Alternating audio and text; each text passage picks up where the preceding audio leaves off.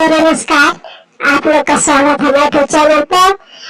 ये गाना है पहचान करके, बहुत सा प्यारा गाना है। तो आप लोग लाइक करें, शेयर करें, सब्सक्राइब करें, कमेंट बॉक्स में बताइए आप लोग को गाना कैसा लगा और सपोर्ट करिए। आगे उनके बढ़ाइए, अपना प्यार दुलार ऐसे देते रहिए।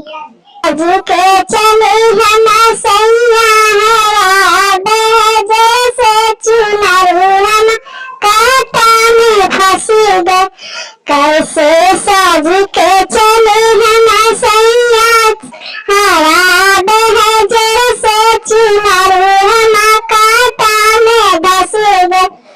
सोने की थाली में जाना परसानी, सोने की थाली में जाना परसानी, कैसे जो हम सट के हवा बहे जैसे चुना